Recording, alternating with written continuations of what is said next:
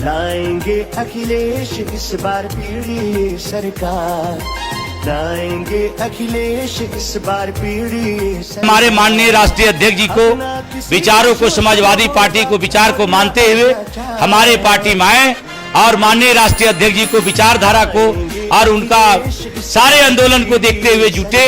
और मैं सभी को आह्वान करता हूं कि समाजवादी पार्टी में सदस्यता ग्रहण करके मजबूत करें। जय समाजवाद, जय अखिलेश। आइए समाजवाद से जुड़िए, समाजवादी बनिए।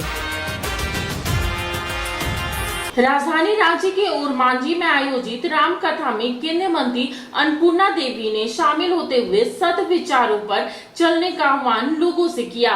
पिछले 9 दिनों से ओरमांझी के कुच्चू गांव में रामकथा सह प्राण प्रतिष्ठा कार्यक्रम का आयोजन हो रहा है। आज हम प्रणाम कर ले क्योंकि आज एकादशी भी है और फिर द्वादशी भी शुरू हो गई है। द्वादशी नारायण की है और अकेला प्रयाग ऐसा तीर्थ है देश का जिसमें भगवान नारायण के माधव स्वरूप के 12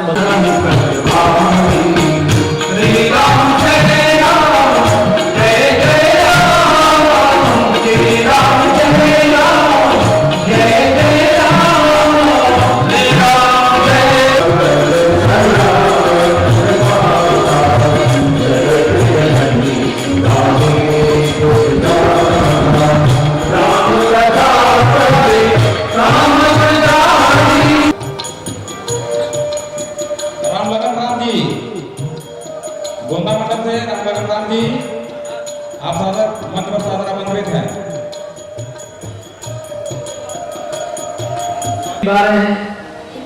तो 12 साल बाद कुंभ का मेला लगता है। पूरी दुनिया के जितने भी तीर्थ हैं उसमें सर्वाधिक भक्त अगर कहीं आते हैं तो प्रयागराज।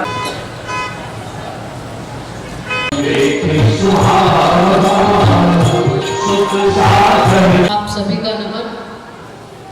सामने दिख रहा है कि आरती दीदी भी बैठी हुई है और सभी उपस्थित सम्मानित साथी हमारे राकेश प्रसाद जी भी हैं, गोस्वामी जी भी हैं। सबको नमन करते हुए सबको इस पावन अवसर पर सबसे पहले तो कि इस महायज्ञ बहुत ही भव्य तरीके से, भव्य रूप में कुच्चू के सभी यज्ञ समिति के द्वारा, सभी ग्रामीणों के द्वारा और आदरणीय सांसद जी के द्वारा भव्य आयोजन किया गया है और इस आयोजन के सहभागी बने, ये मेरा भी सौभाग्य रहा कि आज यहाँ पे आने का अवसर मिला।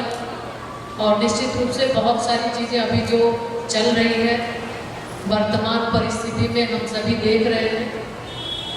इस मंच के माध्यम से भी बहुत सारी अच्छी चीज़ें हमें सुनने को मिली है। इस अवसर पर हम ये इतना ही कहेंगे कि हम अपने अंदर की जो बुराई है उसको हम दूर करें, उसको हम यज्ञ के पूर्णाहुति के समय उसको आहुति दें और जो सत्संग के माध्यम से अच्छी अच्छी चीज़ें हमें जानने को मिल रही है धर्म के बारे में, तो हम उसको अपने जीवन में आत्मसात करें।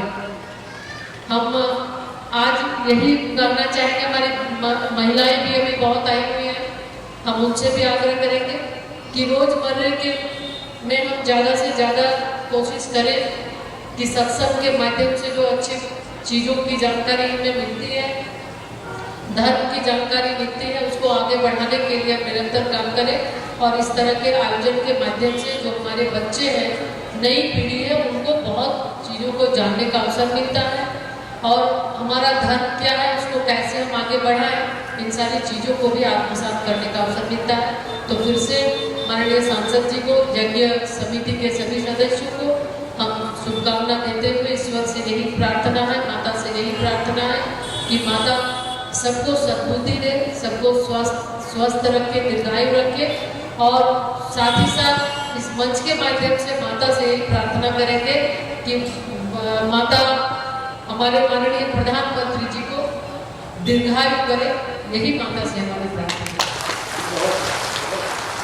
संस्कार अगर कहीं होगा तो उसको बोलना पड़ता है मैं काशी जा रहा हूं। एक काशी जाने का एक संस्कार। अभी 150 साल पहले तक काशी हमारे देश की ज्ञान की राजधानी थी। अंग्रेजों का शासन भी बहुत लंबे समय थोड़ी रहा। फ्रॉम 1857 टू 1947, मुश्किल से 90 साल। ये जो 150-200 साल बोलते हैं, 150-200 साल कहाँ रहा?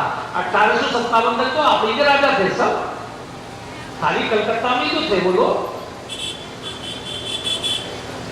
90 साल में उन्होंने हमारी पूरा एजुकेशन सिस्टम खत्म कर दिया, और 75 साल आजादी के हो गए, अभी तक हम अपना एजुकेशन सिस्टम लागू नहीं कर पाए। आज भी हमारे बच्चे वही पढ़ रहे हैं, हम बंदर से इंसान बने। जिस थ्योरी को देश का कोई डेवलप कंट्री नहीं पढ़ाता, वो हमारे यहाँ पढ़ाई। आज भी हम यही पढ़ रहे हैं कि भारत की खोज वास्को डी गामा ने की। अरे वास्को डी गामा ने खोज की तो 2,500 साल पहले सिकंदर कहां से आ गए? अब थोड़ा सा काम शुरू हुआ है, अब नई शिक्षा नीति में काम शुरू हुआ है, लेकिन काफी जो मूल ढांचा है अभी भी शिक्षा का, वो वही है जो अंग्रेजों ने हमको दिया। हमारा जो अपना ढांचा था गुरु शिष्य परंपरा, ये भरद्वाज जी ने खड़ी की थी पूरे देश में, इसलिए पूरे देश के संस्कार एक जैसे थे। जब रेल नहीं थी, बसें नहीं थी, सड़कें नहीं थी, उस समय पूरे देश में वही छोले संस्कार। इसलिए भगवान भरद्वाज ऋषि से पूछे, मैं कौन से मार्ग पर जाऊं? कहे हो नाथ हम के ही मग जाही। आज की कथा में एक विशेष बात अगर आप सीखना चाहें तो भगवान से सीख सकते हैं कि भगवान ने जो भी जिंदगी का महत्वपूर्ण निर्णय लिया, उसमें किसी संत से सलाह ली। जैसे प्रयागराज में उन्होंने भरद्वाज जी से पूछा, मैं किधर जाऊं? वाल्मीकि जी से पूछेंगे, मैं कहां रहूं? अत्रि ऋषि की गाइडेंस में उनको लोकल गार्जियन बनाते हुए भगवान चित्रकूट रहेंगे, और फिर अगस्त से पूछकर पंचवटी में रहेंगे, और रावण के खिलाफ पूरा और उनका जो ऑपरेशन है वो अगस्त के मार्गदर्शन में। उनका पूरा बचपन वशिष्ठ और विश्वामित्र के मार्गदर्शन में। भगवान हमको सिखा रहे हैं कि जीवन में जब कोई महत्वपूर्ण निर्णय करना हो तो किसी ऐसे व्यक्ति से जरूर सलाह लीजिए जिसमें ज्ञान भी हो, भक्ति भी हो और सत्कर्म भी हो। ऐसे लोगों को संत कहते हैं। संत का मतलब कोई भगवाधारी नहीं, संत का मतलब पॉलिटिकल फील्ड का भी व्यक्ति हो सकता है। जैसे हमारे यहाँ विभीषण को भगवान ने संत कहा है। आप में से सुंदरकांड का जिन लोगों ने पाठ किया होगा, उसमें सुंदरकांड की चौपाई भगवान ने विभीषण के लिए बोली, तुम सारे के संत प्रिय मोरे, धर्म देह नहीं आन होरे। विभीषण संत क्यों है?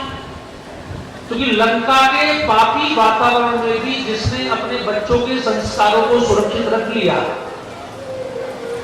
देखिए, विभीषण की बेटी का नाम है त्रिजटा।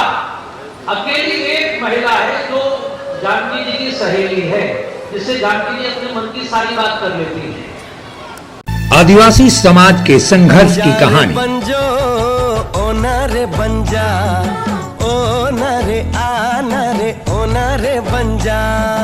हमारी भी तमन्ना है कि तू डॉक्टर बन के हम सब गांव वालों की सेवा करे। क्या तुम्हें झारखंड के सभी सिनेमा घरों में 22 फरवरी से चाहे कुछ भी हो जाए, ये गांव हमारा, ये गली हमारी, ये कस्बा हमारा, ये काम हमारा। जातिवाद को हमें घर घर में फैलाना है। आज के बाद इन जैसा कोई भी आया तो उसका यही अंजाम होगा।